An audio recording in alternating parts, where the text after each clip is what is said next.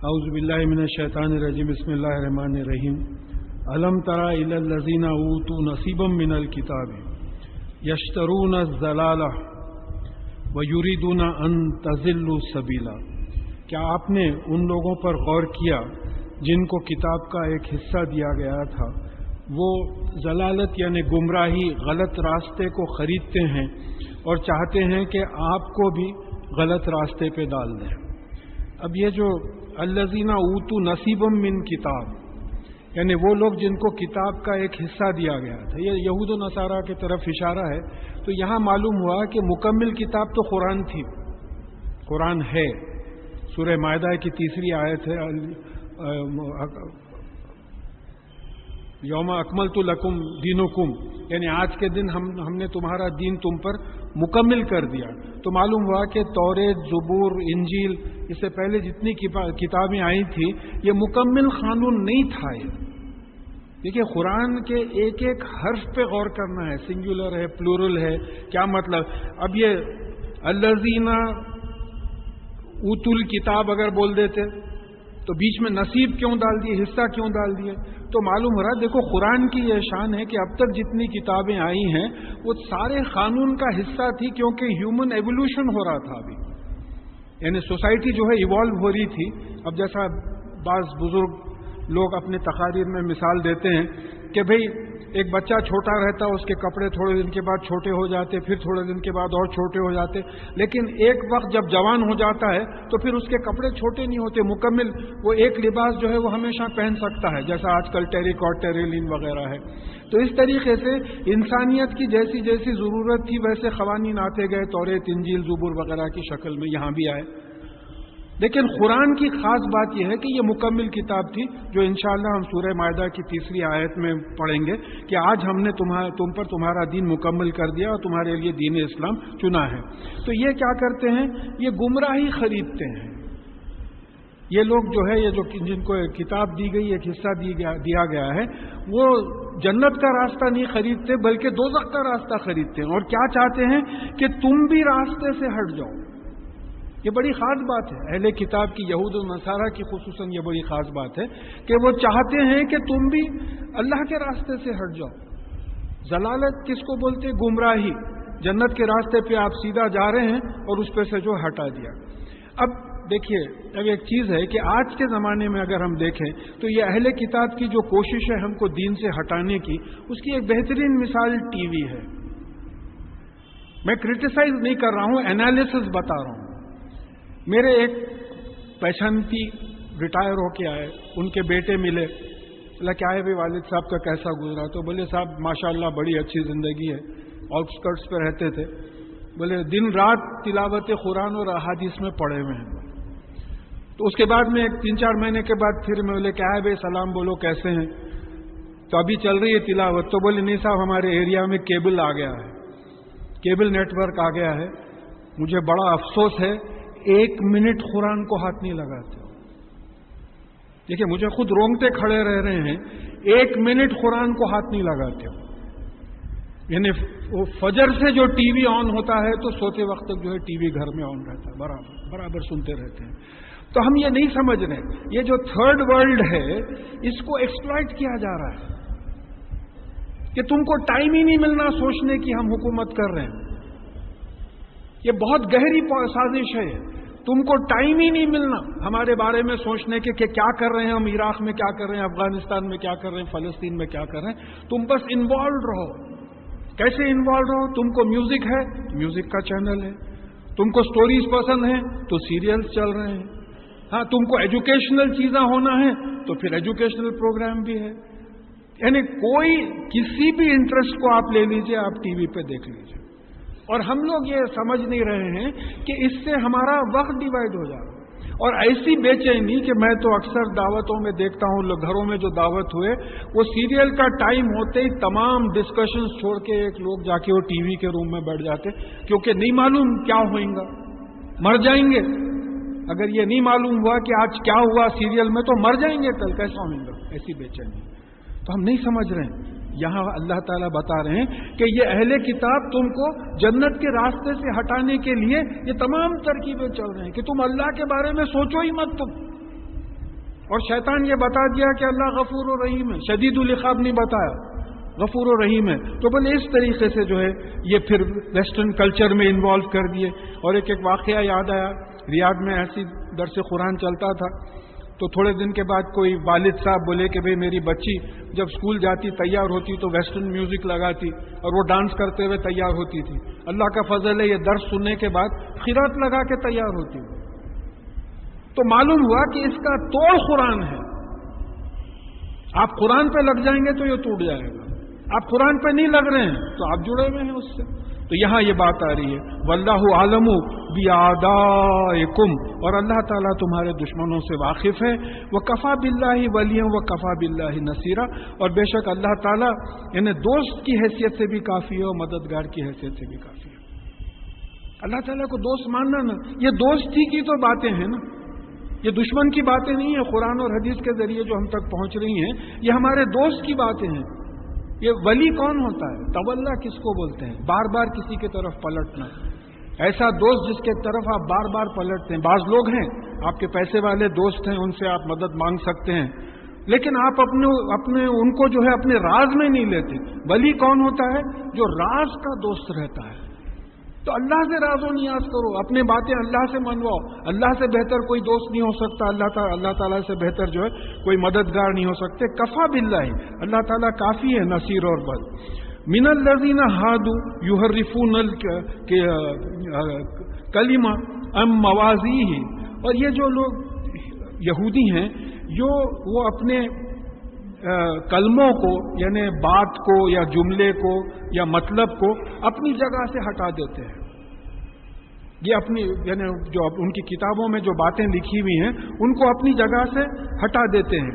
یعنی یہ اس سے پہلے بھی سورہ بقرہ کی 79 آیت میں دیکھ چکے تھے ہم کہ یہ اپنے ہاتھ سے لکھتے ہیں اور یہ کہتے ہیں کہ اللہ کا کلام ہے.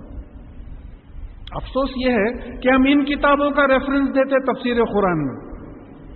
اللہ تعالیٰ بول رہے ہیں کہ اس میں تحریف ہو گئی ہے ان کی کتابوں میں. دیکھیے ایک بات آپ صحیح سمجھ کے ریفر کر دیے، ان کا آرگیومنٹ یہ ہوگا پھر دوسری چیزیں بھی صحیح ہیں، یہ کہیں کو لیا آپ نے. حضرت عمر رضی اللہ تعالیٰ عنہ کا ایک واقعہ ہے کہ آپ توریت سے کچھ چیزیں لکھ کے لے کے آئے تھے اور رسول اللہ صلی اللہ علیہ وسلم کے سامنے پڑھنے لگے تو رسول اللہ صلی اللہ علیہ وسلم کا رنگ بدلنے لگا غصے سے. تو کسی نے کہا کہ دیکھ نہیں رہے ہو کیسی حالت ہو رہی ہے رسول اللہ صلی اللہ علیہ وسلم کی. تو حضرت عمر رضی اللہ تعالیٰ عنہ پریشان ہو گئے، رک گئے. پھر آپ نے کہا کہ رضیت باللہ ربا و اسلامی دینوں بھی محمد صلی اللہ علیہ وسلم رسولہ، میں اللہ کا اپنا پالنے والا ہونے پر، اسلام کا اپنا دین ہونے پر اور محمد صلی اللہ علیہ وسلم اپنے رسول ہونے پر راضی ہوں، خوش ہوں. تو رسول اللہ صلی اللہ علیہ وسلم نے کہا کہ میں نے جو کلام لایا، مجھ پہ جو کلام نازل ہوتا ہے قرآن، یہ فائنل ہے. ارے فائنل چھوڑ کے سیمی فائنل کھیل رہے ہیں. ایک مکمل کتاب پڑھنا چھوڑ کے جو ہے آپ. تو حضرت عمر رضی اللہ تعالیٰ عنہ جیسی شخصیت کے ساتھ یہ بات ہوئی ہے. اور ہم چاہتے ہیں کہ ہماری جنرل نالج میں بھئی بائبل بھی پڑھیں، توریت بھی پڑھیں، وہ بھی پڑھیں اور دیکھیں بھئی یہاں بات آ رہی ہے کہ تحریف ہوئی ہے، اس میں اس کا مطلب بدل دیا گیا ہے. انشاءاللہ یہ بات آگے آ گئی. اور پھر یقولون سمعنا و عصینا، اور کہتے ہیں کہ ہم نے سنا اور ہم نے نافرمانی کی. یہ ان کا اتنی ہمت ہوتی ہے. وسما، اور آپ سنیے، غیر مسمن، اور نہ سن سکیں آپ. ورائنا لیم بالسنتہم، اور رائنا کہتے ہیں جس کا مطلب یہ ہے کہ ہمارا خیال کیجئے، دیکھیے ہمارا خیال کیجئے. لیکن اس کا تلفظ اگر بدل کے بولیں تو ایک مطلب اس کے چرواہے کے ہوتے ہیں جو بکریاں چراتا ہے، ایک مطلب نعوذ باللہ بیوقوف کے ہوتے ہیں. تو زبان کو موڑ کے، تو اس کی بھی ایک بات ہے کہ حضرت عائشہ رضی اللہ تعالیٰ عنہ کی موجودگی میں کوئی یہودی آیا اور رسول اللہ صلی اللہ علیہ وسلم نے اس کو کہا کہ سلام علیکم. آپ نے کہا وعلیکم.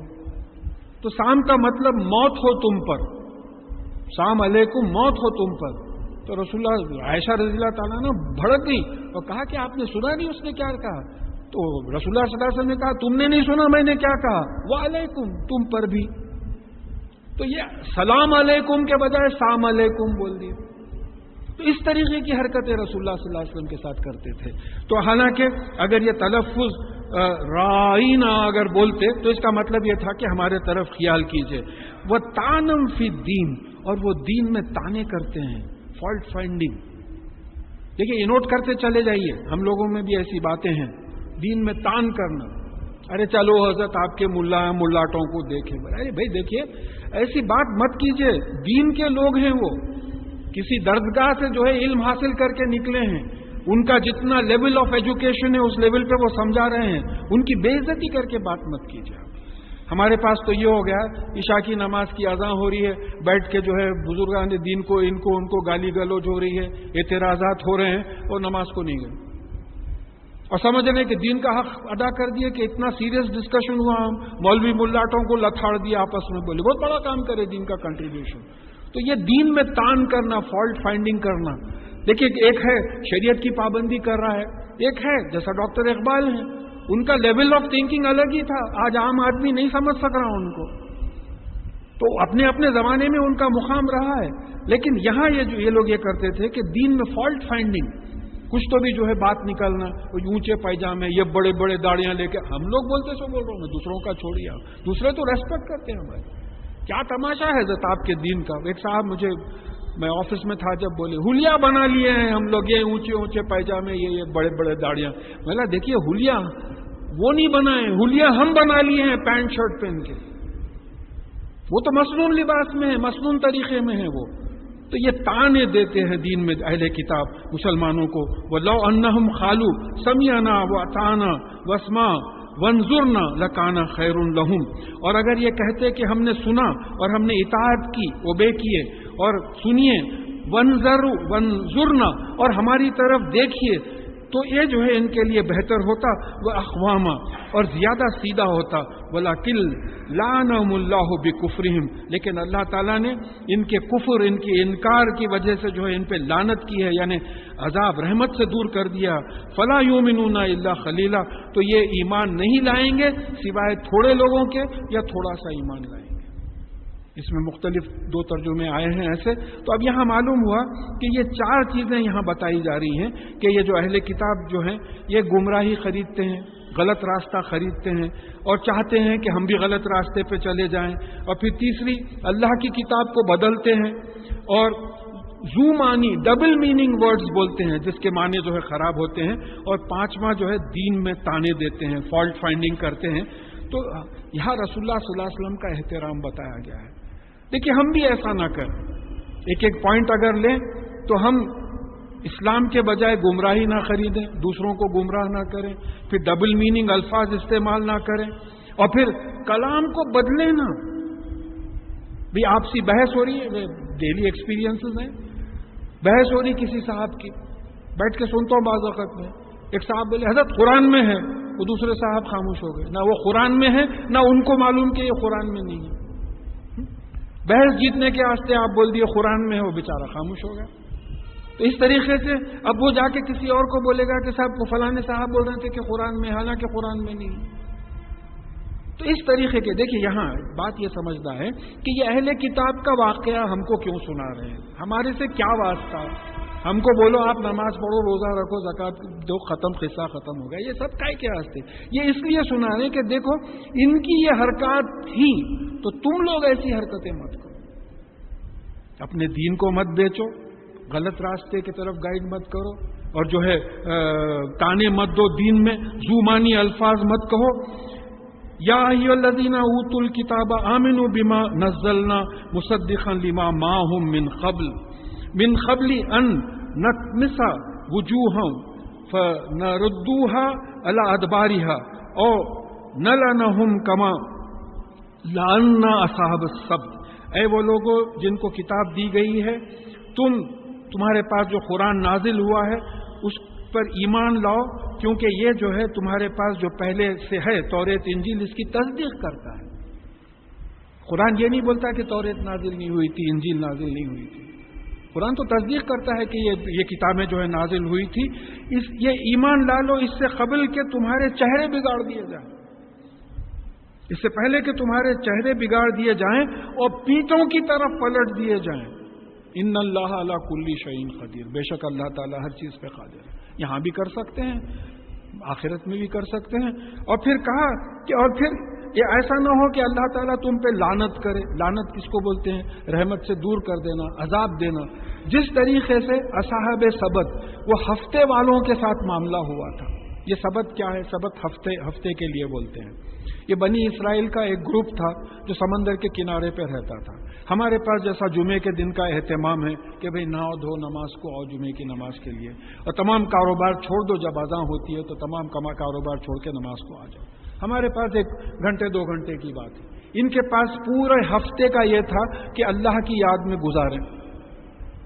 ان کا ڈیمانڈ یہ تھا. ہفتے کے دن جو ہے، جیسا عیسائی جو اتوار مناتے ہیں، یہودیوں کو ہفتہ تھا، ہم لوگوں کا جمعہ ہے، تو یہ ہفتے کے دن ان کو یہ تھا کہ بس اللہ کی عبادت میں لگے رہے. اب ان کی آزمائش کے لیے ہفتے کے دن سمندر میں مچھلیاں بہت آتی تھی. اب یہ کیا کرے؟ بولے بھئی اگر ہم مچھلیاں پکڑے تو پھر یہاں خلاف ہو جاتا، اس دن تو عبادت میں لگے رہنا ہے. تو کیا کرتے تھے؟ جمعے کے دن نالے کھود لیتے تھے، گڑے کر کے نالے کھود لیتے تھے. تو پوری مچھلیاں جو ہے وہ گڑوں میں جو ہے آ کے ہفتے کے دن جمع ہو جاتے تھے. ہفتے کے دن جا کے وہ نالے بند کر دیتے تھے، اتوار کے دن مچھلیاں نکال لیتے تھے. انکم ٹیکس ایڈجسٹمنٹ ادھر بتا دیے ادھر بتا دیے. اپنا 2 ریکارڈز ہیں، ایک بیوی کو بتانے کا، ایک گورنمنٹ کو بتانے کو، ایک اپنے کو بتانے کا. 3 ریکارڈ مینٹین کر رہے ہیں. تو یہ اس طریقے سے، تو کس سے کھیل رہے ہیں؟ جیسا اللہ معاف کرے، بعض کا سننے میں آتا کہ رمضان سے پہلے اپنی جائیداد بچوں میں تقسیم کر دیتے، رمضان ہوتے واپس لے لیتے. رمضان کے مہینے بولتے بھائی میں صاحب استطاعت ہی نہیں ہوں. کس کے ساتھ کھیل رہے ہیں؟ تو یہ اس طریقے سے. تو اللہ تعالیٰ نے اس کی سزا کیا دی؟ ان کو بندر اور سور بنا دیا. بندر اور سور ان کو بنا دیا. تو بول رہے ہیں کہ دیکھو تم یعنی یہ اس قرآن پہ ایمان لاؤ جو تمہاری کتابوں کی تصدیق کرتی ہے، ورنہ ہم یہی معاملہ تمہارے ساتھ کریں گے. وَكَانَ أَمْرُ اللَّهِ مَفْعُولًا، اور بے شک اللہ تعالیٰ کا حکم ہو کے رہتا ہے. یہ پیسز یاد کر لینے کے ہیں صاحب. وَكَانَ أَمْرُ اللَّهِ مَفْعُولًا، اور بے شک اللہ تعالیٰ کا حکم عمل میں آ کے رہتا ہے. ایک اصول ہے، یہ قانون ہے. ایسا ہو ہی نہیں سکتا کہ اللہ تعالیٰ حکم دے اور وہ حکم عمل میں نہ آئے. اب یہ بڑی اہم آیت آ رہی ہے شرک کے معاملے میں. اللہ کرے کہ اچھی طرح سے میں سمجھا سکوں اور آپ سمجھ سکیں.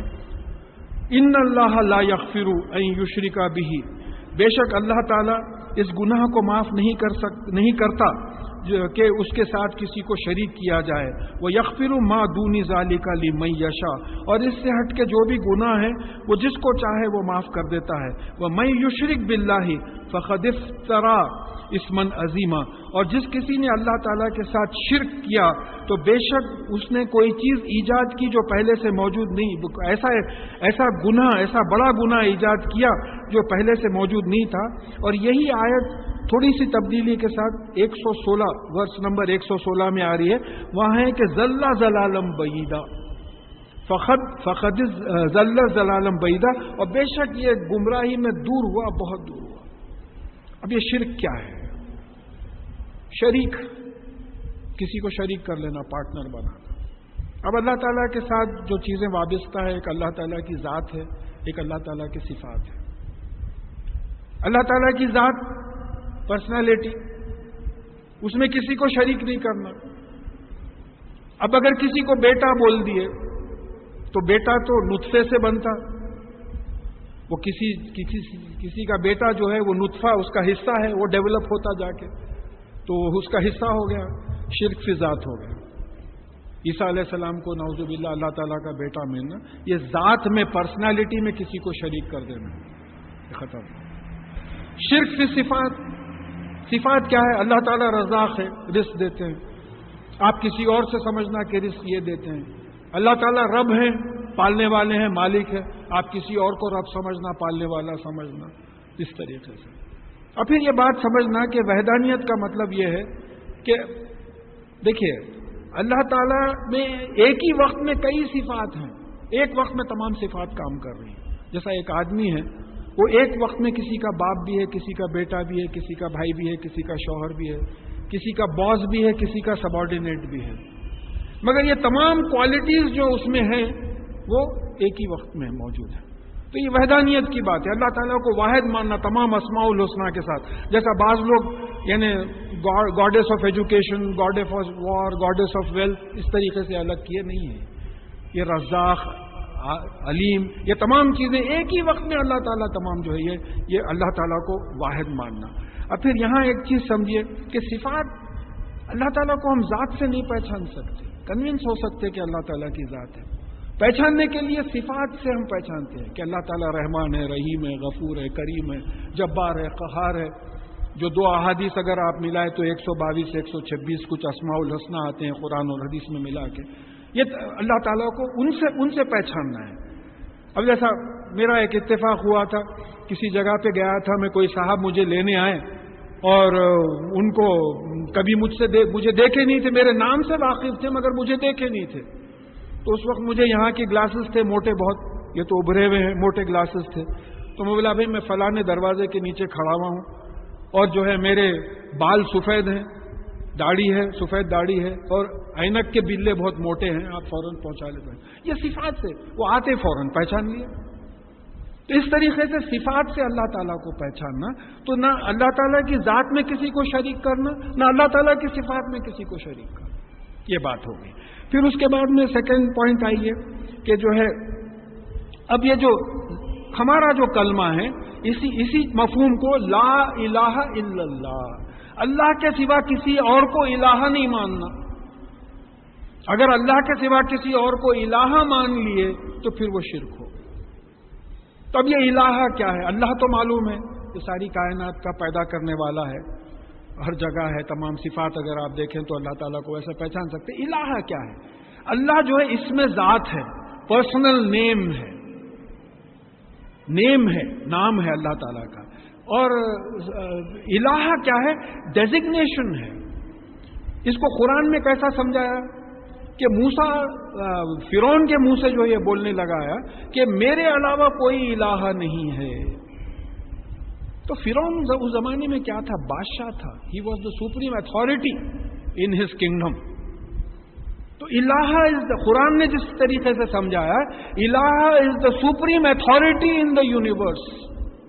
اقتدار اعلیٰ جس کو بولتے ہیں کہ کسی اور کو اقتدار اعلیٰ نہیں ماننا، کسی اور کو یہ نہیں سمجھنا کہ ان کی بھی اتھارٹی ہے ان کے ساتھ. یہ جو ہے کلمہ.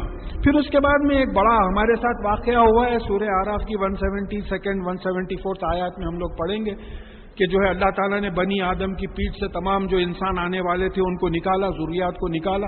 میں تو ان کو جینز آف فیتھ بولتا ہوں کہ نکال کے ان سے گواہی لی کہ کیا میں تمہارا رب نہیں ہوں، پالنے والا نہیں ہوں؟ اور سب نے گواہی دی کہ بے شک آپ ہمارے رب ہیں، پالنے والے ہیں. تو اللہ تعالیٰ نے کہا کہ میں یہ گواہی اس لیے لے رہا ہوں کہ کل تم قیامت کے دن یہ نہ کہو کہ ہم کو معلوم ہی نہیں تھا کہ آپ ہمارے پالنے والے ہیں.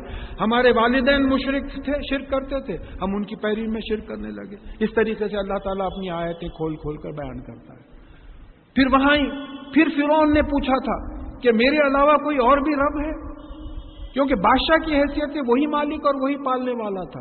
ہم اس کو مس انڈرسٹینڈ کریں کیونکہ فرعون خود آلہہ تک دوسروں کو، دوسرے الہ، دوسرے اتھارٹیز کو فرعون پوچھتا تھا، مانتا تھا. تو یہ اس نے اپنے آپ کو اللہ نہیں کہا، اس نے کہا کہ اتھارٹی تو میں ہوں. تو معلوم ہوا کہ اللہ تعالیٰ کے علاوہ کسی اور کو اتھارٹی سمجھنا، کسی اور کو پالنے والا سمجھنا، کسی اور کو مالک سمجھنا، یہ بھی جو ہے شرک ہے.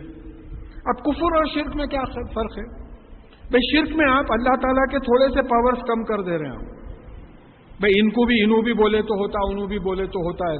کفر میں آپ مکمل اللہ تعالیٰ کو زندگی سے ہٹا ہی دے رہے ہیں، کمپلیٹ ہٹا دے رہے ہیں. تو اسی لیے کفر کو شرک سے ایکویٹ کیا گیا ہے. کئی جگہوں پہ ایسا آیا ہے کہ ان کو وہ جو کفر کرتے تھے ان کو سزا اس لیے ہوئی، یا وہ جو شرک کرتے تھے اس لیے سزا ہوئی کہ وہ کافر تھے. تو جو ہے انکار کرنے میں کے معنی میں آیا. پھر اس کے بعد میں اور ایک سائنٹیفکلی اگر آپ کو سمجھنا ہے تو یہ سمجھنا ہے کہ یہ ساری یونیورس میں there is only one creator, rest is creation. ایک ہی خالق ہے، باقی کا سب مخلوق ہیں، پیدا کیے ہوئے والے ہیں. تو مخلوق سے، کریشن سے کسی کو اٹھا کے خالق کے مقام پہ بٹھانا، خالق کے برابر سمجھنا، خالق کے پاورز ان کو دے دینا. بھئی اللہ تو ہے، مشرک اللہ کو مانتا کافر اللہ کو نہیں مانتا. آپ کسی بھی مشرک سے پوچھئے، وہ اللہ کو مانتا لیکن جو ہے اس کو نہیں مانتا. خالق کو مخلوق کی جگہ پہ اٹھا کے بٹھا دینا. پھر اس کے بعد میں ایک لائلٹی کا سوال ہے، ڈیوائیڈڈ لائلٹی. وفاداری سوائے اللہ کے کسی سے نہیں ہونا. اخلاص جس کو بولتے ہیں، یہ بڑے باریک پوائنٹس ہیں شرک کے کہ اخلاص، وفاداری سوائے جو بھی عمل ہوگا وہ اللہ کے لیے ہوگا. آپ یہاں آتے وقت گھر سے سوچئے کہ کائے کے واسطے آ رہے ہیں؟ بھئی اللہ کا کلام سننے آ رہے ہیں، اللہ کے لیے آ رہے ہیں. چلیے، کوئی جا رہے ہیں، جاتے جاتے سوچے کائے کے واسطے جا رہے ہیں؟ ریسس کو جا رہے ہیں، اللہ کے خلاف، احکامات کے خلاف کام کر رہے ہیں، تو اللہ تعالیٰ اس سے خوش نہیں ہوتا، پلٹ جائیے. تو وفاداری یہ ہے کہ اللہ تعالیٰ کی ہر بات سننا. ڈیوائیڈڈ لائلٹی، شرک کیا ہے؟ Divided loyalty. آپ اللہ تعالیٰ کو بھی خوش کرنا چاہ رہے ہیں، دوسروں کو بھی خوش کرنا ہے. انڈیوائیڈڈ لائلٹی کی ضرورت ہے. بس میری زندگی کا مقصد یہ ہے کہ اللہ تعالیٰ مجھ سے خوش ہو جائیں. پھر اس کے بعد سورہ فاتحہ میں ہر نماز میں ہم پڑھتے ہیں کہ ایاک نعبد و ایاک نستعین، ہم تیری ہی عبادت کرتے ہیں، کریں گے، تجھی سے مانگتے ہیں اور تجھی سے مانگیں گے. تو وہاں ہم عبادت اردو میں بول دیے، اب کا مطلب غلام کا ہوتا. ہم تیری ہی غلامی کرتے ہیں اور کریں گے، کسی اور کی غلامی، کسی اور کی غلامی نہ کرتے ہیں نہ کریں گے. ہم تجھی سے مانگتے ہیں اور کسی اور سے ہم نہیں مانگیں گے. ایا کا جو بات آتی، تو شرک جو ہے عبادت میں، غلامی میں آ گیا، مانگنے میں آ گیا. ہمارا مانگنے میں ہے، عبادت میں نہیں ہے. ہمارا جو شرک ہے مانگنے میں ہے، عبادت میں نہیں ہے اللہ کے فضل سے. تو یہ مانگنے کو کنٹرول کرنا کہ مانگنا ہے تو اللہ تعالیٰ سے مانگو. ایک صاحب میرے پاس آفس میں تارناکے کو آئے تھے، کچھ ایسی بات ہوئی، مانگنے کی بات ہوئی. میں نے بھائی دیکھیے قرآن کی آیت ہے، سورہ مجادلہ میں بات آئی ہے کہ تم میں سے 3 بات نہیں کرتے، چوتھا میں ہوتا ہوں. یہی ہے اللہ تعالیٰ، جو بھی مانگنا ہے مانگ لو نا. کائی کو آٹو رکشا کر کے نام پلی تک آتے ہیں؟ کرایہ خراب، بلا کے کرایہ خراب.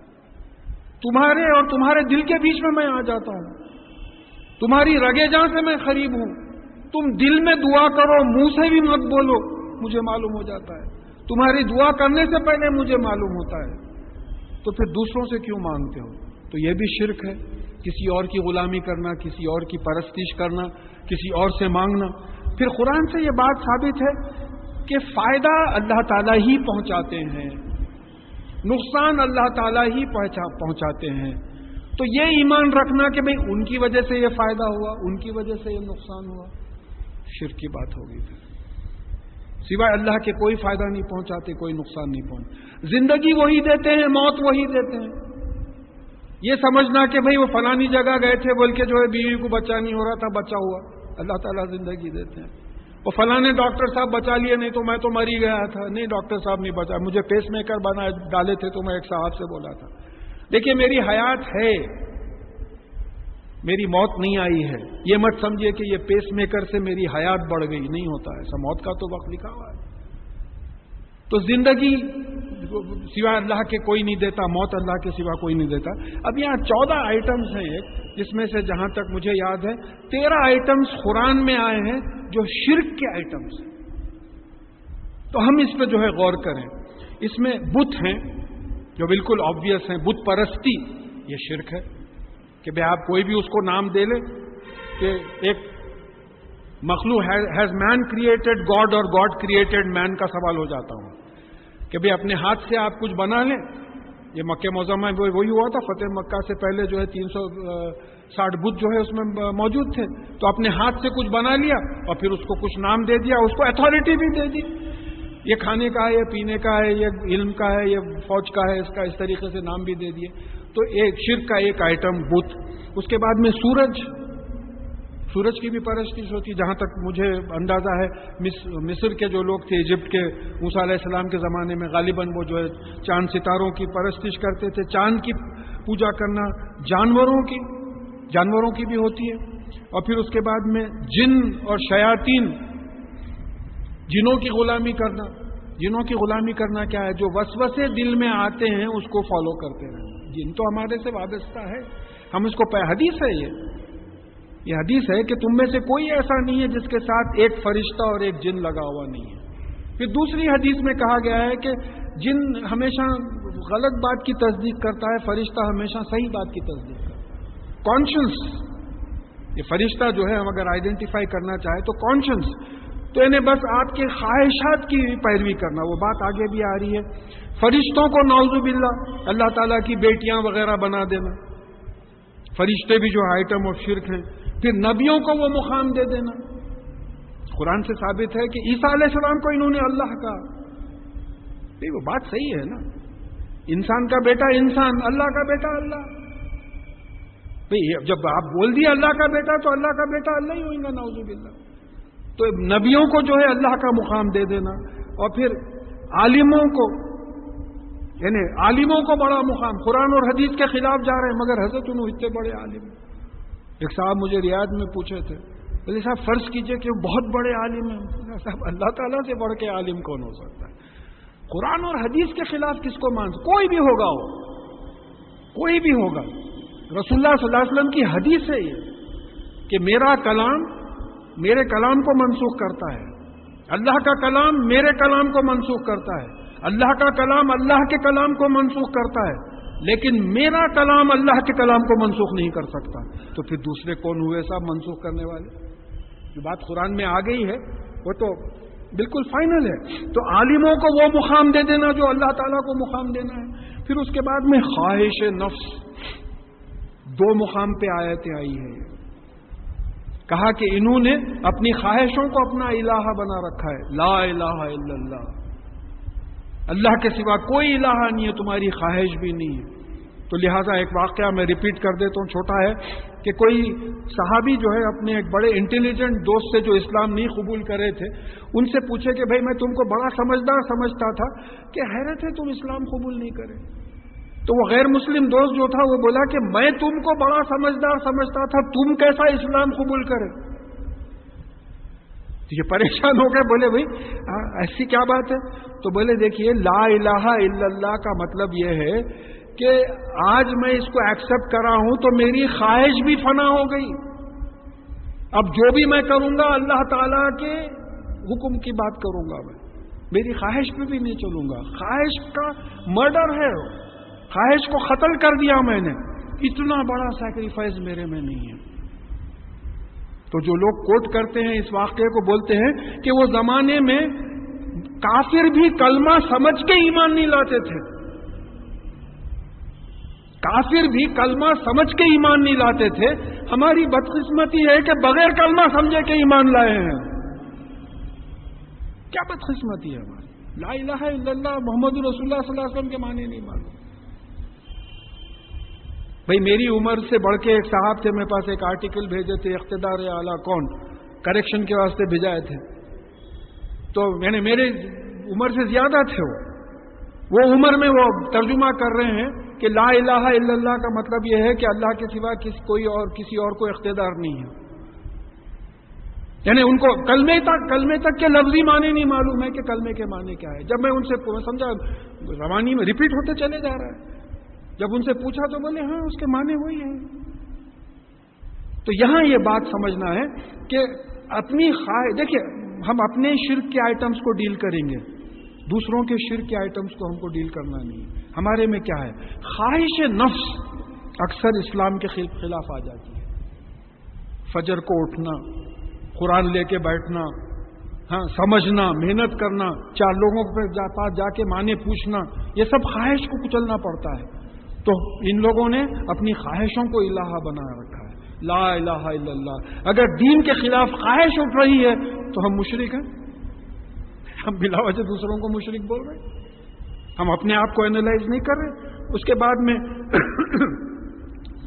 مال و مرتبے کو اللہ تعالیٰ کا مقام دینا. یہ آئٹم جو ہے قرآن میں جو آئے ہیں، مال و مرتبے کو اللہ کا مقام دینا. حضرت فلانے مولانا ہے، کون پوچھ کے دیکھتے ہیں ان کو؟ بولے آپ وہی دیکھو، پیسے والے ہیں، کیسا ہوتا ہے. پوری نیوز کور ہو رہی پیسے والوں کے بارے میں، ان کی فیملی میں ایسا جھگڑا ہوا، ایسا ہوا ہے. آپ کے پاس ہوا تو آتا ٹی وی پہ، پوری نیوز میں آتا. مال ہے، عہدہ ہے، کمشنر ہے، میاں نکلا تو جو ہے پورے پولیس والے سلوٹا مارتے ہیں. عہدہ ہے، اصل وہی عہدہ ہے. تو اس کو جو ہے بڑی چیز سمجھنا. وہ آپ کے پاس مال آ گیا، ایمان رہے یا نہ رہے، آپ کے پاس عہدہ آ گیا، ایمان رہے یا نہیں، یہ بھی شرک کے آئٹمز ہیں۔ پھر اس کے بعد میں رسم و رواج کو وہ مقام دینا جو قرآن اور حدیث کو دینا ہے۔ بھئی نہ منجے ثابت ہے، نہ چوتھی ثابت ہے، نہ زیارت ثابت ہے، نہ چہلم و برسی ثابت ہے قرآن اور حدیث سے۔ ایک ضعیف سے ضعیف حدیث نکال کے لے کے آئے، مگر برابر کر رہے ہیں، برابر کر رہے ہیں، ہٹ دھرمی سے کر رہے ہیں، برابر کر رہے ہیں۔ پھر یہ اپنی مرضی چلا رہے ہیں، آپ لوگوں کو وہ مقام دے رہے ہیں جو اللہ تعالیٰ کو مقام دینا ہے۔ آج کل ہمارے پاس لوگ بڑے وہ ہو گئے، لوگ کیا بولیں گے۔ کوئی ایک غریب امپلائی تھے میرے پاس، وہ شیورٹی کے واسطے پروویڈنٹ فنڈ کے شیورٹی کے لیے لائے تھے، تو بولا کائے کے واسطے نہیں صاحب، وہ فلانے رشتہ دار کا انتقال ہوا، میں ان کے جو ہے چہلوم کے لیے لے رہا ہوں۔ بولا نہیں ہے نا صاحب ہمارے پاس ایسی چیزیں۔ بولا آپ کہاں سے دیں گے، اتنی رقم آپ لے رہے ہیں، آپ کی تنخواہ کتنی ہے، اتنی رقم لے کے آپ ایسی شاندار دعوت کرنے والے ہیں، کہاں سے دیں گے آپ؟ نہیں صاحب لوگاں کیا بولیں گے۔ یہ لوگاں ہمارے دکنی زبان میں یہ لوگ بھی شرک کا ایک آئٹم بن گئے کہ آپ لوگوں کو خوش کرنا چاہتے ہیں، اللہ تعالیٰ کو خوش نہیں کرنا چاہتے۔ پھر اس کے بعد میں اب یہ جو ماڈرن زمانے میں قانون قدرت کو جو ہے وہ مقام دینا جو اللہ تعالیٰ، laws of nature, nothing can go against laws of nature, یہ بڑا ایلیویٹڈ لیول کا شرک ہے۔ جیسا اقبال بتائے تھے رحمت اللہ علیہ کہ جو ہے وطن پرستی بھی ایک نیا شرک ہے، جو جس طریقے سے اللہ کے لیے محنت کرنا ہے، وطن کے لیے جان دے رہے ہیں، وطن کے لیے محنت کر رہے ہیں، یہ بھی ہے۔ تو اس طریقے سے جو سائنٹیفک ورلڈ ہے اس میں جو ہے آپ کے یہ شرک ہو گیا کہ لاز آف نیچر کو وہ مقام دینا جو اللہ تعالیٰ کو مقام دینا چاہیے۔ لاز آف نیچر اٹل ہے، دیکھیے تقدیر تک اٹل نہیں ہے۔ یم اللہ ما یشاء یثبت وعندہ ام الکتاب، جو چاہتے ہیں اللہ تعالیٰ مٹا دیتے ہیں، جو چاہتے ہیں ثابت رکھتے ہیں۔ اصل کتاب اللہ تعالیٰ کے پاس ہے، تو الٹیمیٹ اتھارٹی اللہ تعالیٰ ہے۔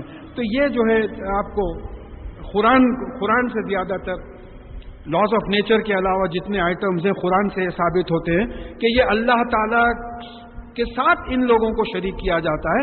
تو بے شک اللہ تعالیٰ فرما رہے ہیں کہ ان اللہ لا یغفر ان یشرک بہ، بے شک اللہ تعالیٰ ان کے ساتھ کسی کو شریک کرنا جو گناہ ہوتا ہے وہ اس کی سزا سے معاف نہیں کریں گے۔ وَيَغْفِرُ مَا دُونِ ذَلِكَ لِمَن يَشَاءُ، اور اس کے علاوہ جو بھی گناہ ہے اگر وہ چاہیں تو معاف کر دیں۔ پھر سورہ زمر کی 53 آیت میں آئی ہے، بات آئی ہے کہ اے وہ لوگوں جو اپنے آپ پہ زیادتی کیے ہو، اللہ تعالیٰ کی ذات سے مایوس، اللہ تعالیٰ کی رحمت سے مایوس نہ ہو، اگر وہ چاہیں تو سارے کے سارے گناہ معاف کر دیں۔ شرک سے بھی اگر کوئی توبہ کر لے تو ظاہر ہے معاف کر دے گا، کفر سے کوئی توبہ کر لے تو معاف کر دے گا۔ توبہ کا سوال ہے، توبہ کا مطلب کیا ہے؟ غلط راستے سے پلٹ کے صحیح راستے کی طرف آنا۔ تب وہ آپ کا مطلب کیا ہے؟ جو رحمت کی نظر ہٹا لیے تھے پھر رحمت کی نظر اس پہ ڈال دینا۔ تو بول رہے کہ وَمَن یشرک بِاللَّہِ فَقَدِ افْتَرَىٰ اسْمًا عَظِیمًا، اور جو کوئی اللہ تعالیٰ کے ذات و صفات میں کسی کو شریک کرا اس نے ایک بہت بڑا گناہ ایجاد کیا جو وجود میں نہیں تھا۔ أَلَمْ تَرَ إِلَى الَّذِينَ يُزَكُّونَ أَنفُسَهُمْ، کیا آپ نے ان لوگوں کو دیکھا جو اپنے نفوس کو بڑا پاک سمجھتے ہیں، گناہ سے پاک سمجھتے ہیں؟ کہ نفس کیا چیز ہے؟ اندر کا ڈرائیور ہے۔ اس سے پہلے بھی میں اس کو سمجھا چکا ہوں کہ بھئی ہم جب سو جاتے ہیں، سورہ زمر کی 42 آیت ہے، اس میں کہا گیا ہے کہ ہم تمہارا نفس 2 وقت لیتے ہیں، ایک سوتے وقت اور ایک موت کے وقت۔ موت کے وقت تو نفس لوٹایا نہیں جاتا ہے، جو سوتے ہیں ان کی اگر نیند میں موت لکھی ہوئی ہے تو ان کا بھی نفس لوٹایا نہیں جاتا۔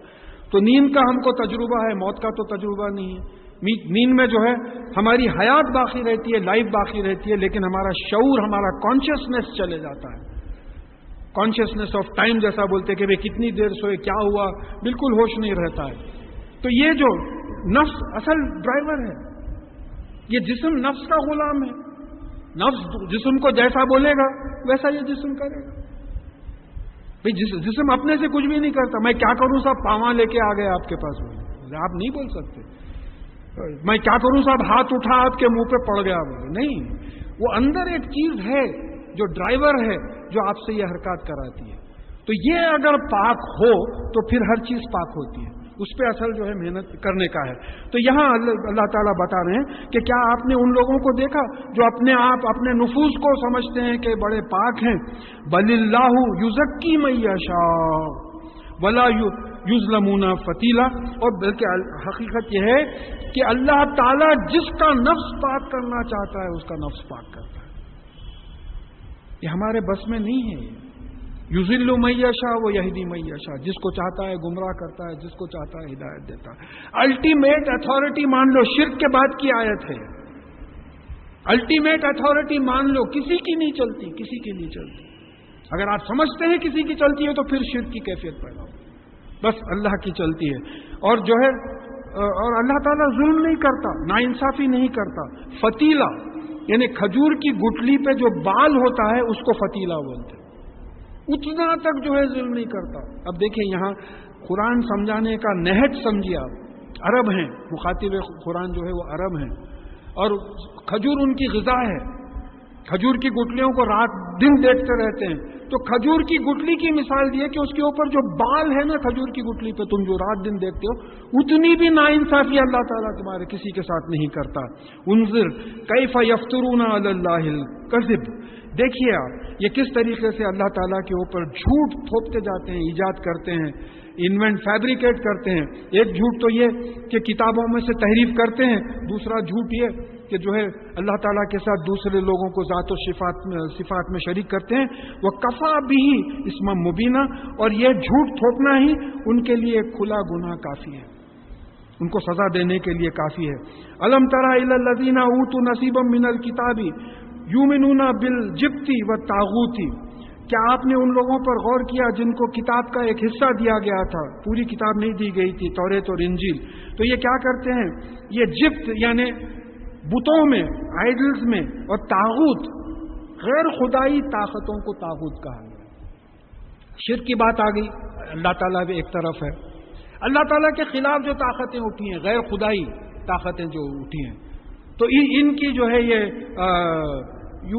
ان پہ ایمان لاتے ہیں، بتوں پہ ایمان لاتے ہیں، اور اللہ کو چھوڑ کے غیر خدائی طاقتوں پہ ایمان لاتے ہیں۔ اور پھر دیکھیے مطلب یہ ہے کہ ایکسپٹ اللہ، اللہ کے سوا دوسری چیزوں پہ جو ہے ایمان لا لینا، اللہ پہ ایمان نہیں ہے۔ ہماری زندگی ہم دیکھیں آپ کتنے وقت اپنے فیصلوں میں ہم اللہ تعالیٰ کو یاد کرتے، کھاتے وقت بسم اللہ نہیں بولتے، کھائے بعد الحمدللہ جو دعا ہے پڑھنے کی نہیں پڑھتے، کبھی کوئی معاملے میں ہمارا ذہن ہی نہیں ہے، بس ایک روٹین ہے، جانوروں کا منڈا ہے چلے جا رہا ہے، اس طریقے سے جو ہے بالکل غیر خدائی قانون میں ہم جکڑے ہوئے ہیں۔ یہ ان لوگوں کی جو بات ہے، وَيَقُولُونَ لِلَّذِينَ كَفَرُوا هَؤُلَاءِ أَهْدَىٰ مِنَ الَّذِينَ آمَنُوا سَبِيلًا، اور یہ کفر کرنے والوں کو کہتے ہیں کہ یہ لوگ تو ایمان والوں سے زیادہ سیدھے راستے پہ ہیں۔ یہ جو اہل کتاب ہیں یہ جو ہے مومنوں کو یہ کہتے ہیں کہ یہ تو کفر کرنے والے ان سے زیادہ سیدھے راستے پہ ہیں، مسلمانوں سے زیادہ سیدھے راستے پہ ہیں، ایسی بات بولتے ہیں۔ لیکن کوئی صاحب اپنی تقریر میں بتائے تھے کہ بھئی مسلمان کتنا بھی بڑا گناہ ہو اس کو جنت میں جانے کی امید ہے، کبھی نہ کبھی اپنی سزا وزا بھگت کے انشاءاللہ جنت میں جائے گا۔ کافر کتنا ہی اچھا ہو وہ جنت میں نہیں جائے گا۔ تو اب یہ مسلمانوں سے کیسا بہتر ہوا کافر؟ اب آپ اپنا جائزہ لیجئے، ہم لوگ غصے میں آ کے بولتے مسلمانوں سے تو حضرت ان لوگاں بہتر ہے، ان لوگاں بہتر ہے، گمان نہیں آتا ہے، اس لیے بولتے کہ قرآن پڑھے ہی نہیں ہے۔ اب پرسوں میں ایک سروے سنا میں کہ کوئی اسلامک کنٹریز کا، کہیں مجھے برابر یاد نہیں آ رہا، کہ 80% جو نمازیں پڑھاتے کرتے ہیں ان کو قرآن کے ترجمے معنی نہیں معلوم۔ ایک اسٹیٹسٹکس بتائی گئی، سروے ہوا، 80% کو ان کو قرآن کے معنی نہیں معلوم، تو پھر اب یہ ہوا ہم لوگ 100% ہمارے کو کہاں سے معلوم ہو؟ تو یہاں جو ہے بات آ رہی ہے کہ ایسا نہیں کہنا چاہیے کہ وہ ہمارے سے تو یار وہ کافراں بہتر ہے، نہیں، ایسا نہیں بولنا چاہیے۔ اولئک الذین لعنہم اللہ، یہی وہ لوگ ہیں جن پہ اللہ تعالیٰ نے لعنت کی ہے۔ کیوں بلا وجہ لعنت میں شامل ہوتے ہیں؟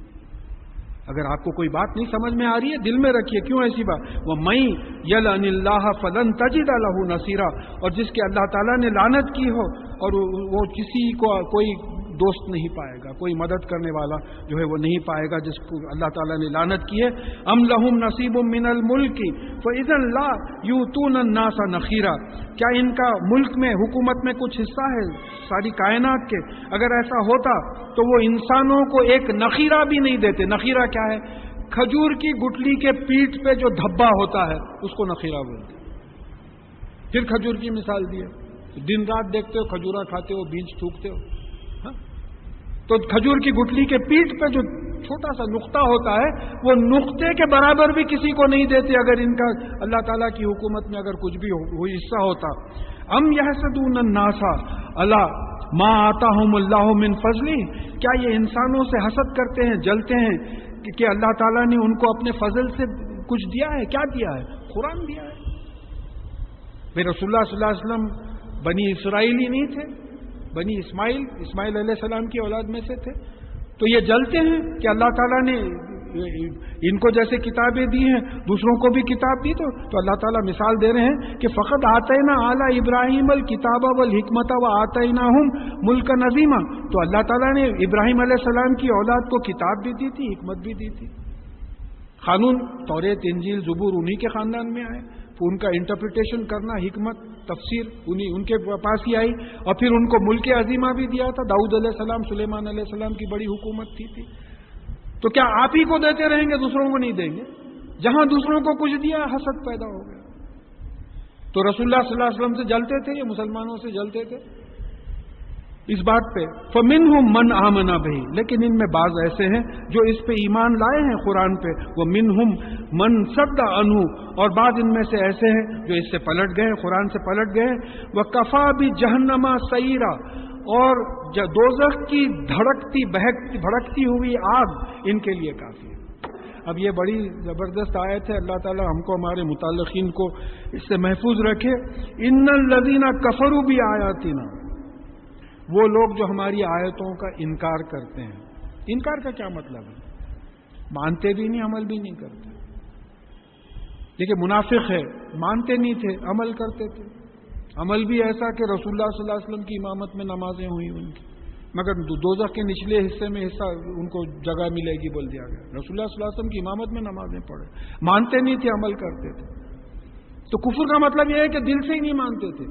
کہ یہاں بات آ رہی ہے کہ ان الذین کفروا بآیاتنا، وہ لوگ جو ہماری آیتوں کو جھٹلاتے ہیں. اب آیت کا مطلب یہاں قرآن کی آیت بھی ہوتی، معجزے بھی ہوتے. یہ تمام آیتیں جو دن رات کی ہیر پھیر ساری کائنات ہے، یہ بھی اللہ تعالیٰ کو پہچاننے کی نشانی ہے.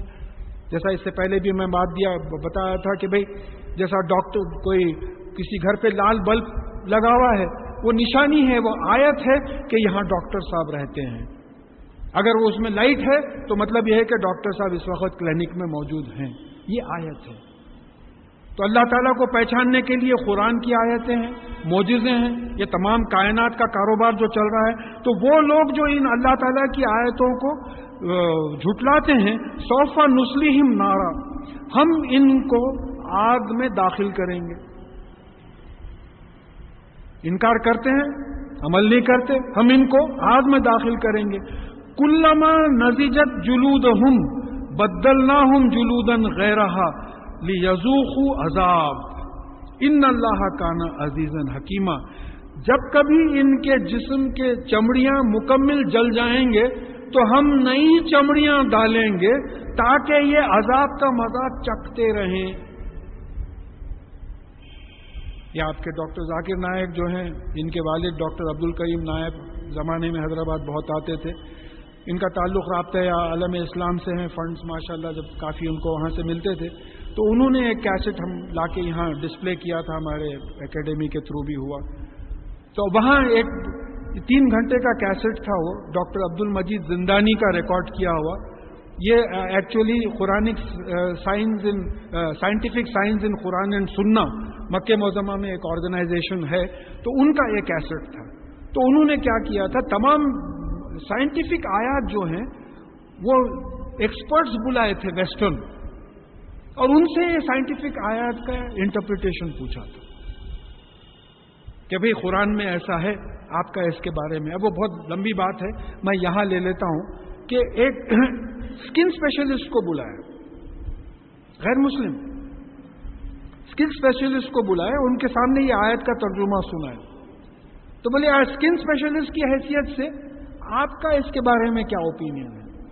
तो उन्होंने कहा कि देखिए, जलने की तकलीफ अलग होती, जख्म की तकलीफ अलग होती। अल्लाह बस रहम करे। तो बोले जलने की तकलीफ कायम रखने के लिए बार बार चमड़ी डाली जाएगी ताकि जलने की तकलीफ कायम रहे। फिर एक जगह आया कि दोजख में ना मरेंगे ना जिएंगे। चलो भाई मर गए, यहां तो कोस लेते अपने आप को, उठा ले या अल्लाह मियां ऐसा कर दे वैसा कर दे, वो भी नहीं, मरने का ना जीने का। हॉलीडे के वास्ते बोलेंगे भाई जरा एक दिन, वो संडे को आदत थी हमारी, जरा एक दिन की छुट्टी, बोले तो छुट्टी भी नहीं मिलेगी। तब ये मौका है, जितना भी टाइम बचा है, हमारे को तो बहुत कम टाइम बचा है, जो नौजवान लोग हैं जिनको दिखता इंशाअल्लाह के ज्यादा टाइम है, अब ये टाइम है, बना ले जिंदगी ऐसी बना ले कि इस दोजख में जलने से जो है बच जाएं, दोजख से जो है बचा लें अल्लाह ताला हमको, हमारे मुताल्लिकीन को। और बेशक अल्लाह ताला इख्तिदार वाला है, अजीज है, हकीम है। अजीज किसको बोलते हैं? जैसा पुलिस कमिश्नर है, इख्तिदार है, उसको कभी भी किसी को गिरफ्तार कर ले सकता है।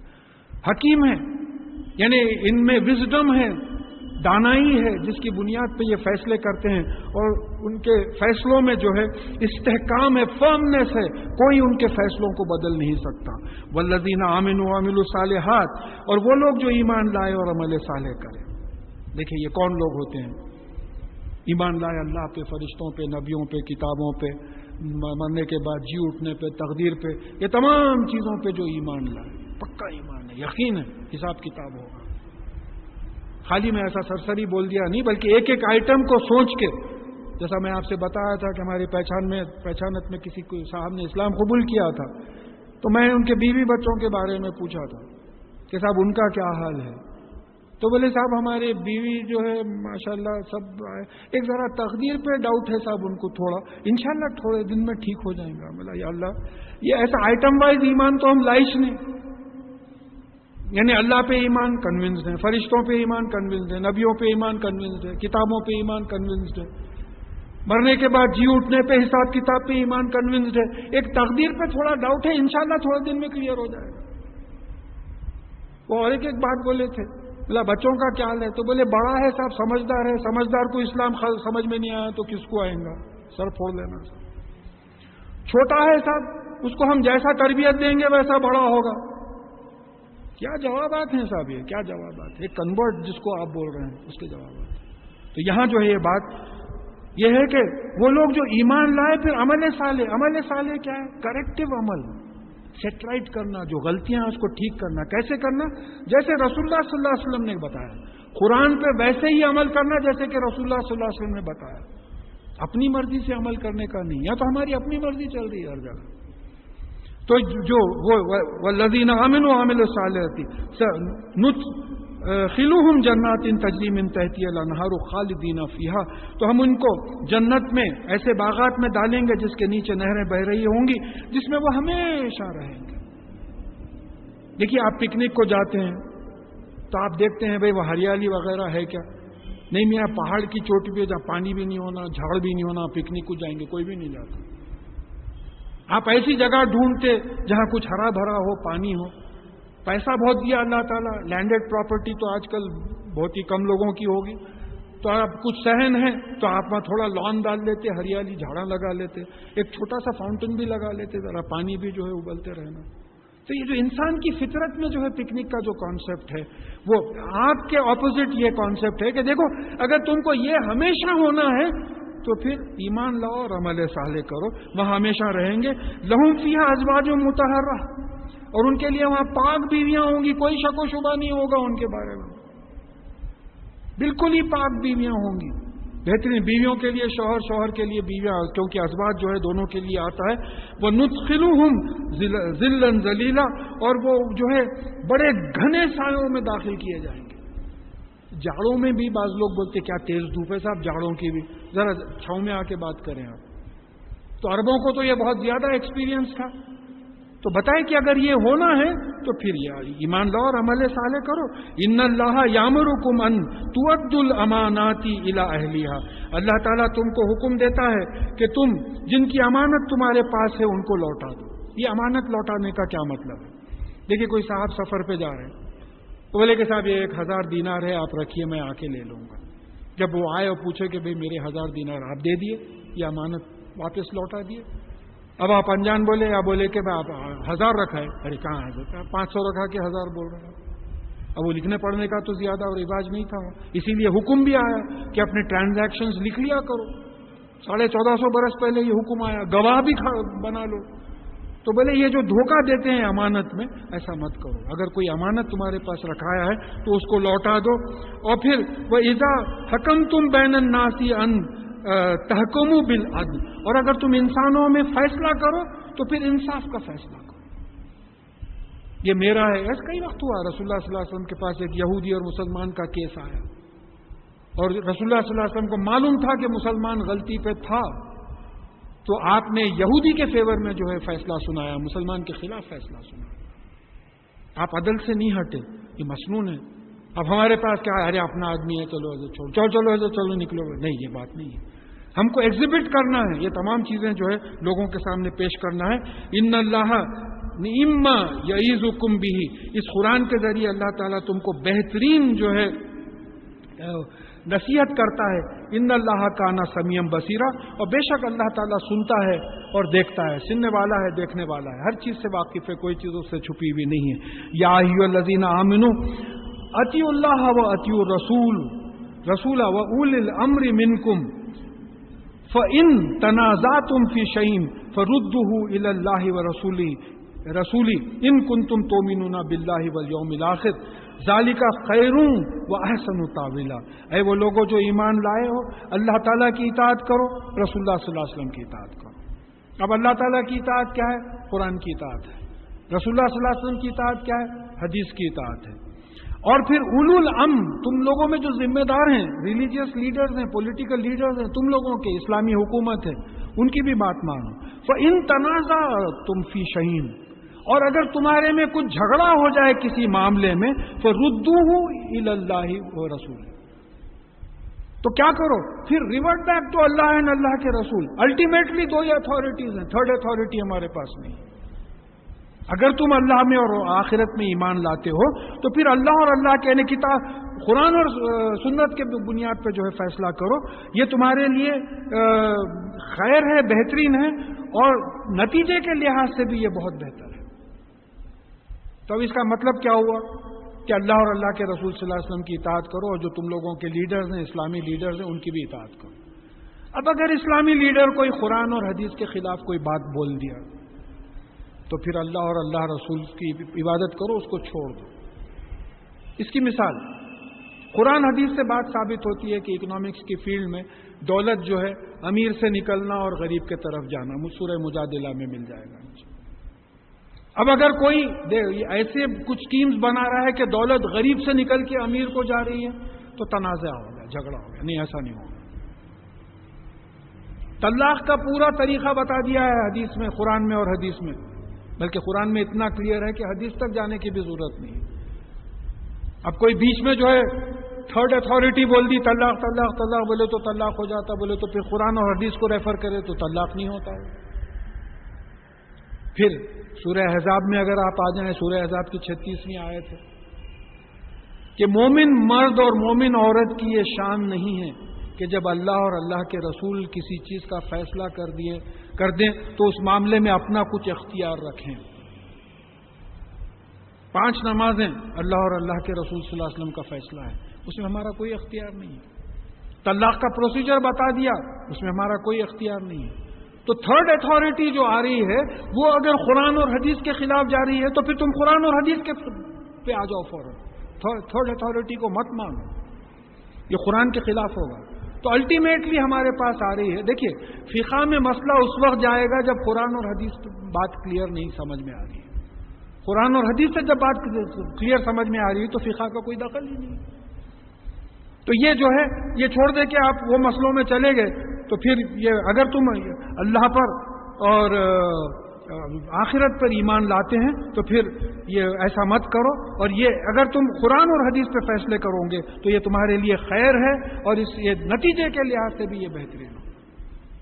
اللہ تعالیٰ کو معلوم ہے کہ کیوں ایسا فیصلہ۔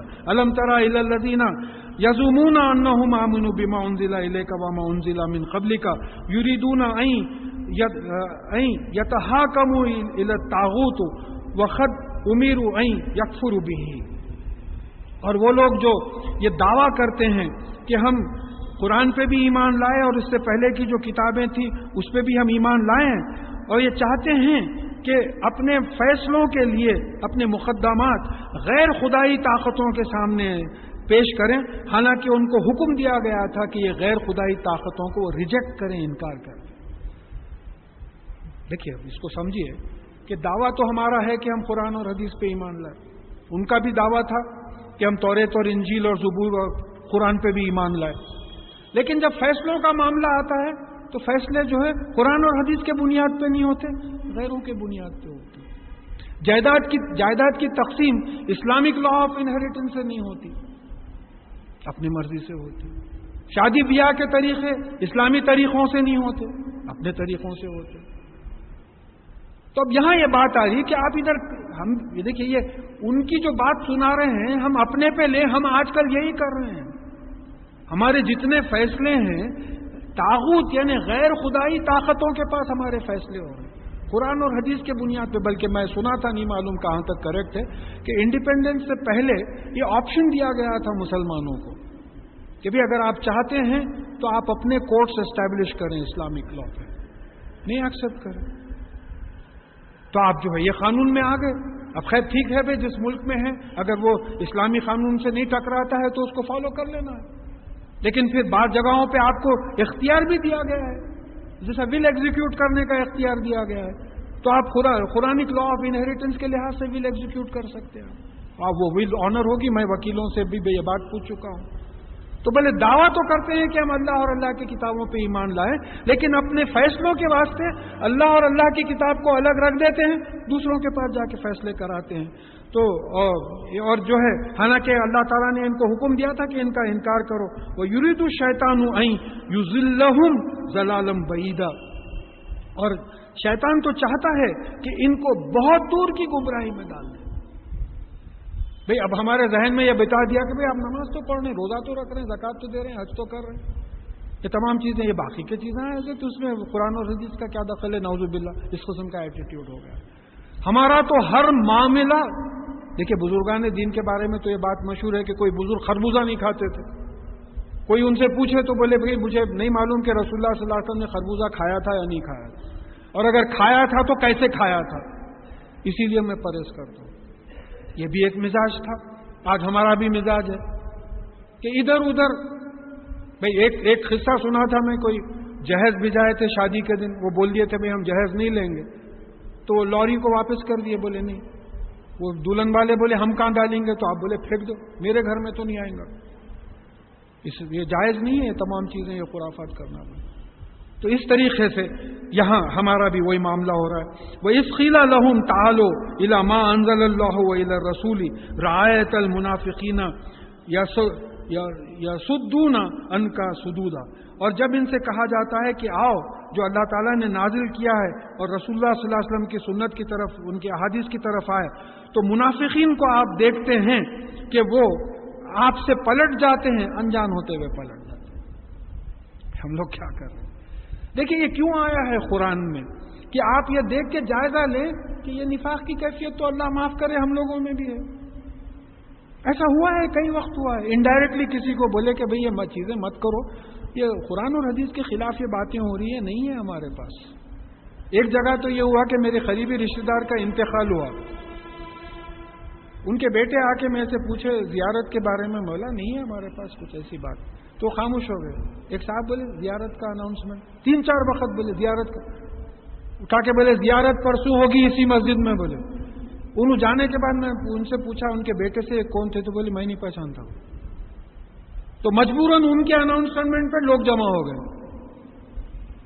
اب یہ دیکھیے آپ، یعنی ایسا ہے کہ بھئی قرآن اور حدیث کا علم ہے، اس کے بنیاد پہ آپ ایسا اناؤنسمنٹ کر رہے ہیں تو ثواب کا کام ہے۔ جہاں کوئی ایسی چیز نہیں ہے اس کا جو ہے اناؤنسمنٹ کر دے رہے ہیں۔ تو یہاں یہ بات سمجھ میں آ رہی ہے کہ یہ نفاق کی کیفیت ہے کہ یہ لوگ کیا کہتے ہیں، وَإِذَا جب ان سے کہا جاتا ہے کہ اللہ اور اللہ کے رسول کی طرف آؤ، یعنی قرآن اور حدیث کی طرف آؤ، تو آپ دیکھتے ہیں کہ منافق انجان ہو جاتے ہیں، بالکل پلٹ جاتے ہیں، انجان ہو جاتے ہیں۔ فَكَيْفَ إِذَا أَصَابَتْهُمْ مُصِيبَةٌ بِمَا قَدَّمَتْ أَيْدِيهِمْ، تو اس وقت کیسا ہوگا جب ان کے ہاتھوں نے جو بھیجا ہے، یعنی منافقین کے ہاتھوں نے جو بھیجا ہے اس کی وجہ سے ان پہ مصیبت آئے گی غلط فیصلوں کی وجہ سے۔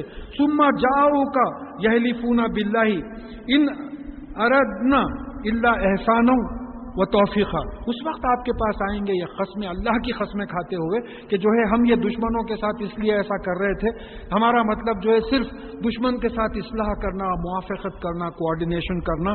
تو یعنی جو اللہ رسول صلی اللہ علیہ وسلم سے انجان ہو کر غیر خدائی طاقتوں کی طرف مائل ہوتے ہیں، لیکن قسمیں کھاتے ہیں کہ بھلائی اور اصلاح کرنے کے لیے ہم ایسا کرتے تھے۔ قرآن اور حدیث کے خلاف جا کے اصلاح کرنے کا سوال ہی نہیں پیدا ہوتا۔ You have to stick to your guns. نہیں صاحب، یہ قرآن کے خلاف ہے، نہیں ہوتا ہے، یہ حدیث کے خلاف ہے، یہ نہیں ہوتا۔ اس طریقے سے ہمارا ایٹیٹیوڈ ہونا چاہیے۔ فَأَعْرِضْ عَنْهُمْ وَعِظْهُمْ، تو ان سے انجان ہو جائیے، لیکن ان کو نصیحت کیجیے۔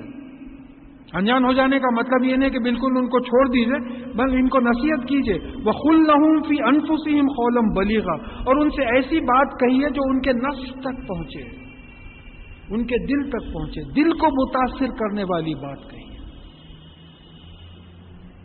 یعنی بھائی دیکھیے، اب ایسا ہے وہ جو انگریزی میں محاورہ ہے جس کا ترجمہ ہے کہ آپ گدھے کو جو ہے بولی تک لا لے سکتے لیکن پانی نہیں پلا سکتے، تو اس طریقے سے ہاتھ سے پکڑ کے لا کے کسی کو نماز کو کھڑا کرنا الگ بات ہے، بات دل تک پہنچنا ہے۔ ایک بہت دن پہلے کوئی محترمہ بولے تھے، وہ لمبے لمبے بالوں کا فیشن شروع ہوا تھا، میرے کو بلا کے بولے کہ صاحب وہ ذرا وہ بچے کو ہمارے بولیے بال کترواؤ، بول کے کیا آپ چھوکریوں کے ایسے بالا رکھا ہوا۔ تو میں بولا دیکھیے، بال باہر سے چھوٹے نہیں ہوتے، اندر سے چھوٹے ہوتے، اس کے اندر پہ محنت کریے، انہیں خود بال کاٹ لیں گا۔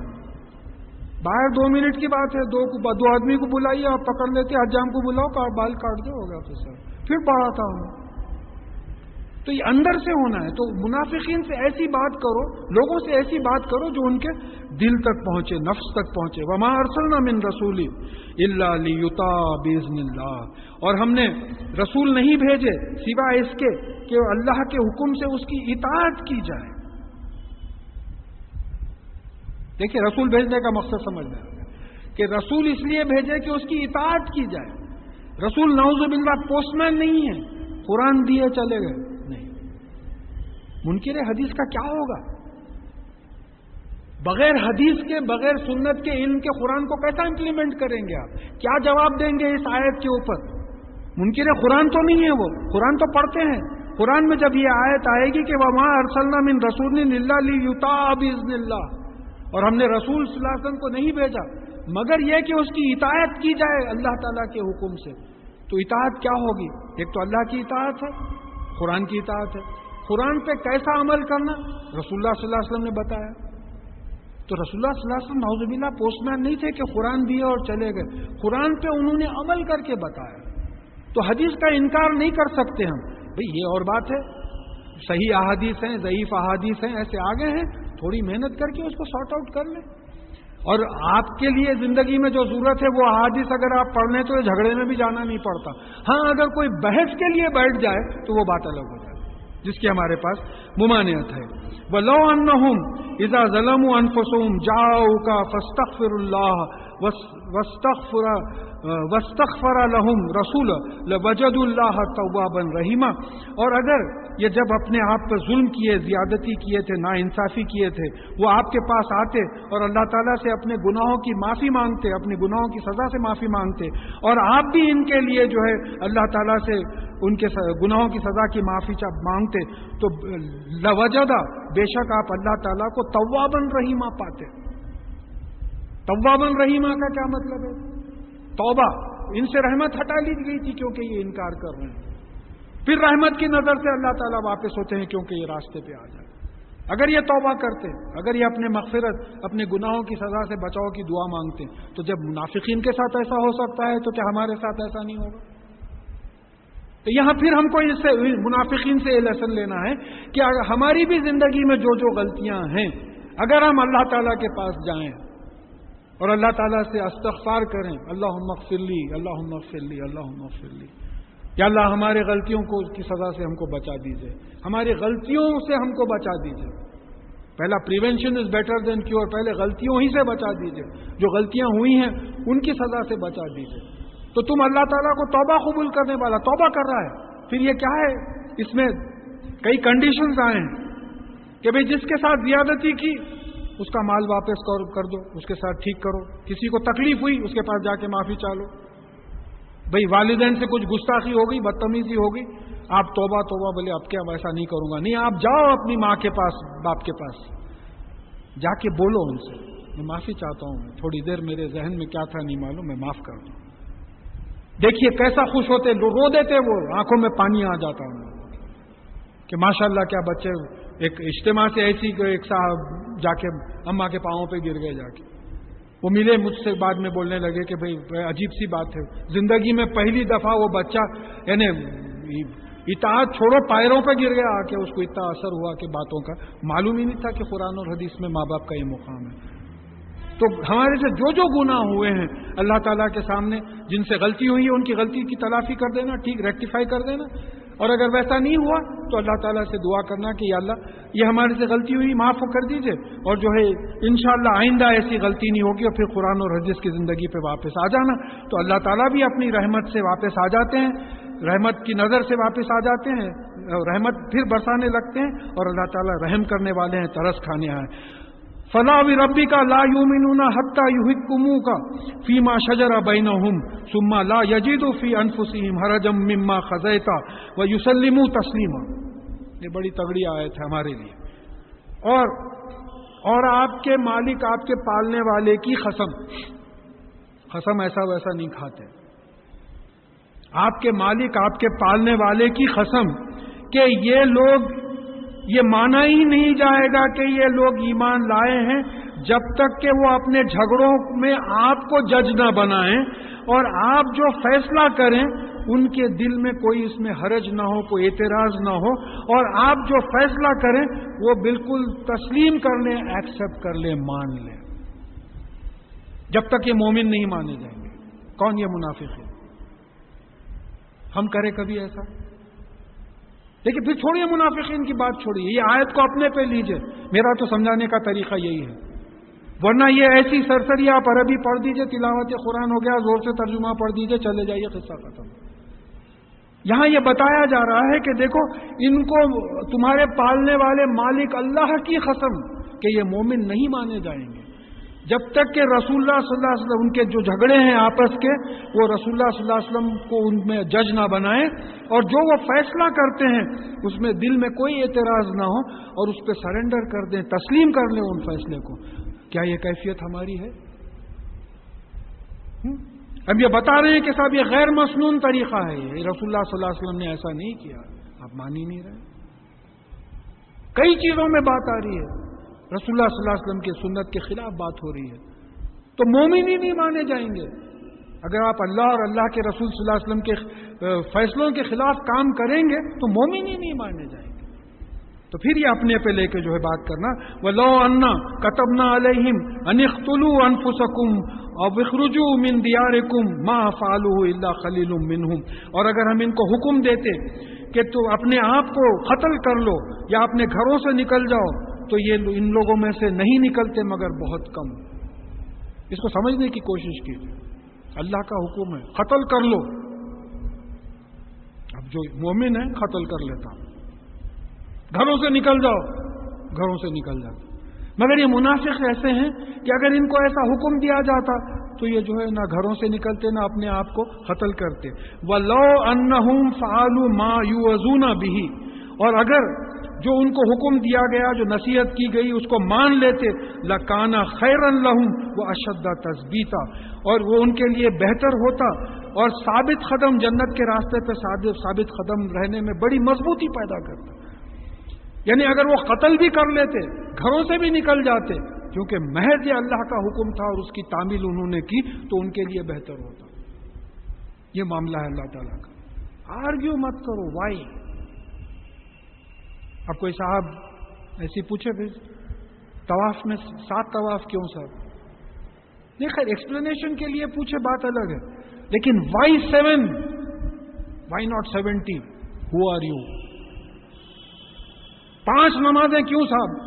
مصروفیت بڑھ گئی. 2 کیوں نہیں؟ Who are you? بس 5 نمازیں حجت نہیں. 7 طواف 7 طواف، 7 صحیح 7 صحیح، 30 روزے 30 روزے، 1 حج 1 حج. یہ ڈسپلن جو ہے سمجھایا جا رہا ہے کہ جو ہے ہم بولے مر جاؤ، مر جانا تھا. گھروں سے نکل جاؤ، گھروں سے نکل. صحابہ کی یہی تو کیفیت تھی. یا آپ سوچ کے دیکھیے، ایک صحابی 20 جنگوں میں شریک رہے اور 20 وقت ان کے گھر والوں نے یہ سوچ کے ان کو ودا کیا کہ یہ واپس آنے والے نہیں، اور 20 وقت وہ اپنے آپ کو اللہ کی راہ میں شہید کرنے کی نیت سے نکلے. کیا مقام ان کا، کیا مقام. وہ ہمارا تو یہ معنی ہے کہ وہ کوئی آگے اگر ایسے تقاضوں کے واسطے تو نہیں ہے. بولو کیا کوئی کمپیریزن ہے؟ یہ ایک ہاتھ کا جھٹکا کدھر جائے گا نہیں معلوم. تو یہاں یہ بات سمجھنا ہے کہ اگر پھر کہا کہ وہ اذن لآتینہم من لدنا اجرا عظیما، اور اگر یہ بات مان لیتے، حالانکہ قتل کرنے کی بات تھی، گھروں سے نکلنے کی بات تھی، یہ مان لیتے تو ہم ان کو اپنے طرف سے بہت بڑا اجر دیتے تھے. بھئی ایک قوم کو نکالا، مار ڈالا پوروں کو اللہ تعالیٰ نے، پھر زندہ کیا. سورہ بقرہ میں ہم پڑھ چکے ہیں. ایک پوری قوم کی قوم کسی وبا کی وجہ سے یا کسی پریشانی سے اللہ سے ڈرنے کے بجائے اس سے ڈر کے جو ہے باہر نکلے گی، تو اللہ تعالیٰ نے کہا کہ موتو، مر جاؤ، پورے مر گئے، پھر ان کو زندہ کیا. تو یہ تو اللہ تعالیٰ کی شان ہے. موسیٰ علیہ السلام کے ساتھ بنی اسرائیل 70 صحابی گئے تھے ان کو پوروں کو ختم کر دیا، پھر ان کو زندہ کیا. تو اگر تم حکم مان لیتے تو ہم زندہ بھی کرتے، گھروں کو بھی واپس بھجاتے اور تم کو بہت دیتے تھے، بڑا اجر دیتے تھے. اب یہاں دیکھیے یہ تفسیر سورہ فاتحہ کی، یا انشاءاللہ اس پہ ہم ختم کریں گے یہ آیت پہ. سورہ فاتحہ میں ہم نے دعا کی تھی اہدنا الصراط المستقیم، ہم کو سیدھا راستہ، جنت کا راستہ جو ہے وہ راستہ بتا دیجئے. تو کہا کہ وَلَهَدَيْنَاهُمْ صِرَاطًا مُسْتَقِيمًا، اور ہم ان کو صراط المستقیم، جنت کے راستہ بتا دیتے. کن کو؟ یہ جو بات آئی ہے کہ وَلَوْ أَنَّهُمْ فَعَلُوا مَا يُوعَظُونَ بِهِ، یعنی جن کو جو نصیحت کی گئی تھی قرآن اور حدیث کے ذریعے، وہ نصیحت کو اگر یہ فعلو عمل کرتے تو ہم ان کو سیدھا جنت کا راستہ بتا دیتے. یہ ایک تفسیر آئی. اس کے بعد میں غیر المغضوب اہدنا الصراط المستقیم صراط الذین انعمت علیہم، اس کی تفسیر آ رہی ہے. انعمت علیہم، کس پہ انعام کیا ہے آپ نے؟ وہ نہیں، وہاں وضاحت نہیں آئی. یہاں یہ سورہ نساء کی جو ہے 69 آیت میں جو ہے اس کی تفسیر آ رہی ہے. سورہ فاتحہ کدھر گیا؟ تو یہ جس پہ اللہ تعالیٰ نے انعام کیا ہے وہ کون ہے؟ وہ مَن یُطِیعِ اللَّهَ وَرَسُولَهُ فَأُولَٰئِکَ مَعَ الَّذِینَ أَنْعَمَ اللَّهُ عَلَیہم، یعنی وہ لوگ جو اللہ تعالیٰ کی اطاعت کریں اور رسول اللہ صلی اللہ علیہ وسلم کی اطاعت کریں، یہی وہ لوگ ہیں جو ان کے ساتھ ہوں گے جن پہ اللہ تعالیٰ نے انعام کیا ہے. ان لوگوں کے ساتھ ہونے کے لیے نعمت کیا ہے؟ انعمت علیہم، اللہ اور اللہ کے رسول صلی اللہ علیہ وسلم کی اطاعت. اہدنا الصراط المستقیم صراط الذین انعمت علیہم. تو کن لوگوں پہ اللہ تعالیٰ نے انعام کیا ہے؟ وہ جو اللہ اور اللہ کے رسول صلی اللہ علیہ وسلم کی اطاعت کرتے ہیں، ان کے ساتھ ہوگے. یہ کون لوگ ہیں؟ من النبیین، پہلی کیٹیگری نبی ہوں گے جن کو اللہ تعالیٰ نے چنا، جو خبر دینے والے ہیں، جو خود نمونے تھے، پورے جو ہے پرسونیفائڈ کتابیں تھیں، نمونے تھے کس طریقے سے عمل کرنا تھا. نبیین والصدیقین، اور صدیق تھے، یعنی اپنے عمل سے جو ہے ایمان کی صداقت پیش کرتے تھے، سرٹیفکیٹ پیش کرتے تھے.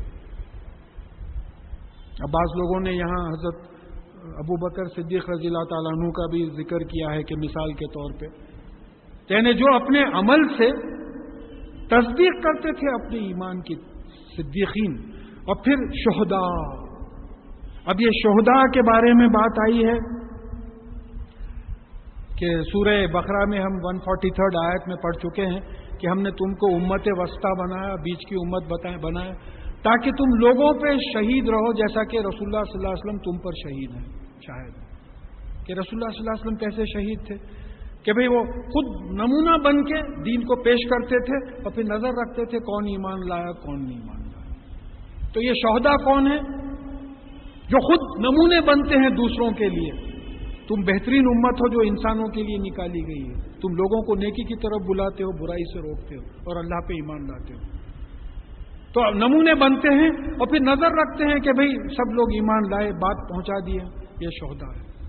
اب یہاں اردو میں جو ہے شہداء کا مطلب مارٹیرز کا لیے جو اللہ کی راہ میں جو ہے شہید ہوئے ہیں، لیکن کئی علماء کے خیال کے لحاظ سے اس سینس میں قرآن میں کہیں وہ لفظ نہیں آیا ہے. ہمارے پاس اردو ووکیبلری میں یہ بات آتی ہے، وہ بھی ہم لے سکتے ہیں. اور چوتھی کیٹیگری والصالحین، اور یہ نیک لوگ، یعنی جو غلطیاں زندگی میں ہیں قرآن اور حدیث کے خلاف جو جاری ہیں اس کی اصلاح کرنے والے، ان کو ٹھیک ٹھاک کرنے والے.